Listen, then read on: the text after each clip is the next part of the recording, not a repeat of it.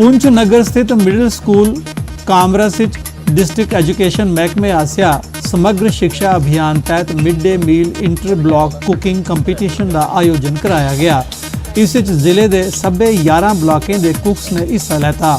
Competition की अध्यक्षता chief education अफसर जगजीत सिंह ते डिस्ट्रिक्ट फूड सेफ्टी अफसर महमूद अहमद चौधरी होरें की।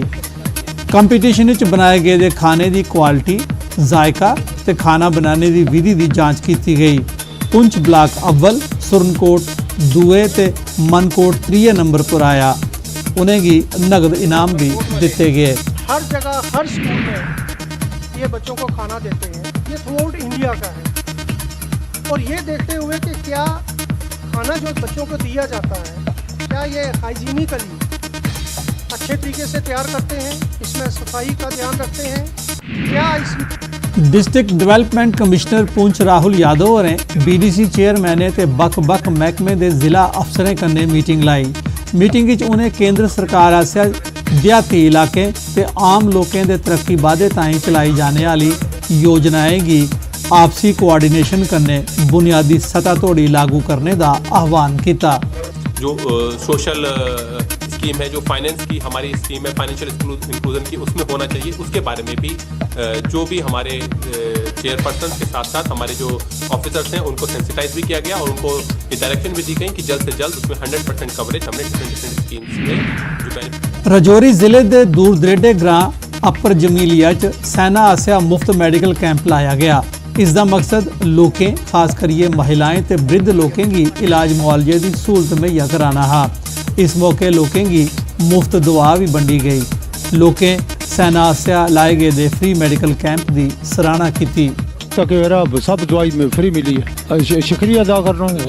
थोड़ी चेक की दवाई भी दी ने, थोड़ी दवा दी है बेचारे सहूलत कोल दूर जाना पैना रजौरी।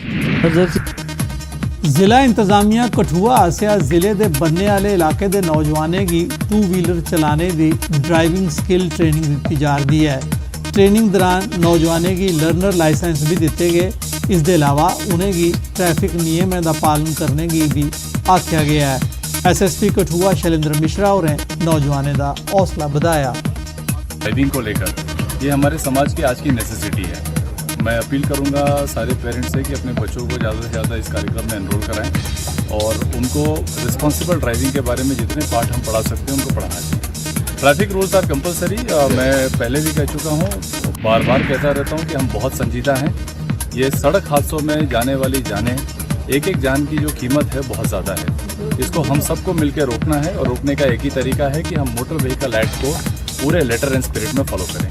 मैं चाहनी हाँ कि सारिया कुड़ियाँ जिहड़ियां वो अप्लाई करन इस चीज़ वास्ते और मतलब अपनी स्किल जिहड़ी वो डेवलप करन। केंद्र के mission for integrated development of horticulture के तहत सांबा जिले के बागबानी महकमे आसिया विजयपुर जिला सतह का बागबानी मेला लाया गया। कार्यक्रम में 400 किसाने ते बागबाने हिस्सा लेता। इस मौके DDC सांबा रोहित खजूरिया और मुख्य परौने है।